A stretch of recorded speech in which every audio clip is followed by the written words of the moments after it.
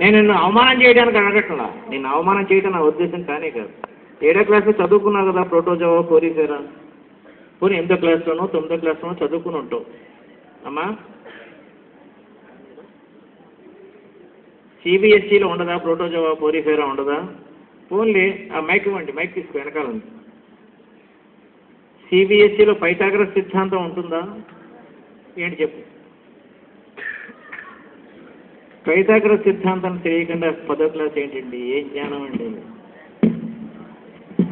Pythagoras రా, Telugu మీడియమా English మీడియమా? చెప్పు. ఈయన రైట్ యాంగిల్ ట్రయాంగిల్, నేను right angle triangle, angle A B C, angle A B C అనరుదండి.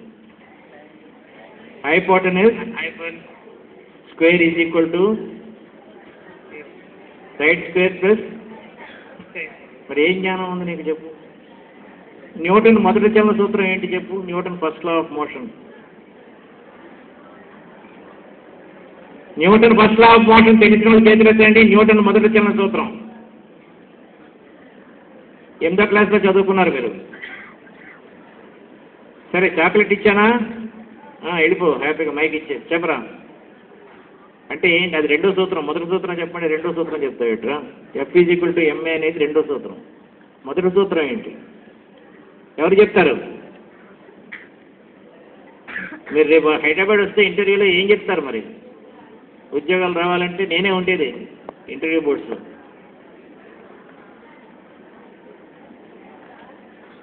బాహ్య శక్తి లేనంత కాలం కదులుతున్న వస్తువు కదులుతూనే ఉంటుంది, నిశ్చల స్థితిలో ఉన్న వస్తువు నిశ్చల స్థితిలోనే ఉంటుంది. ఇది న్యూటన్ మొదటి సూత్రం. కూర్చో. F = ma చెప్పావు కదా, ఏదో ఒకటి అడిగితే చెప్పావు, ఏదో న్యూటన్ గురించి చెప్పావు, తీసుకో. నేను ఇప్పుడు అడిగిన ప్రశ్నలకి గట్టిగా సమాధానం చెప్పిన వాళ్ళకి ఆశీర్వాదం ఏంటంటే వాళ్ళు యూనివర్సిటీ ఫస్ట్ వస్తారు. ఖుషీ సినిమాలో హీరోయిన్ పేరు ఏంటి?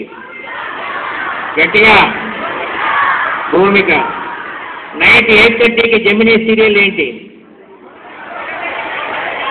చిన్నారి పిల్లి కూతురు ఏ ఛానల్లో వస్తుంది? న్యూటన్ మొదటి చలన సూత్రం ఏంటి?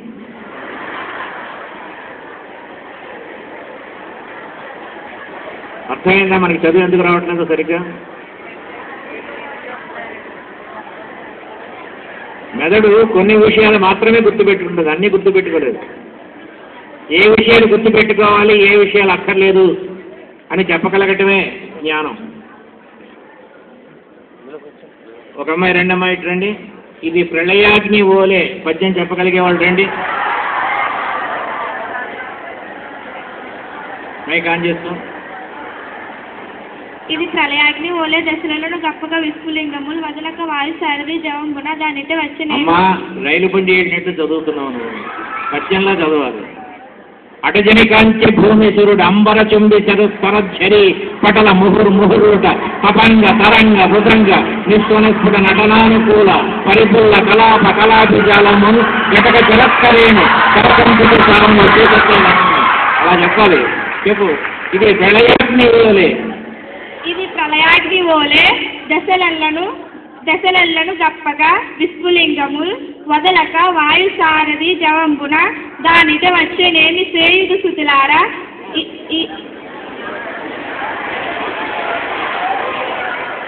ఇది చూసి ఆగిపోయింది, ఇది చూసి ఆగిపోయింది.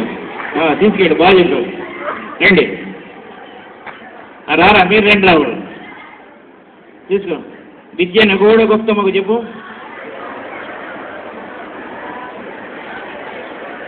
ఎవరు చెప్తారు? రారా చెప్పేసి. మైక్ ఆన్ చేసుకో. ఎప్పుడు ఆ మైక్లో ఊయకూడదు, ఇలా కొట్టాలి.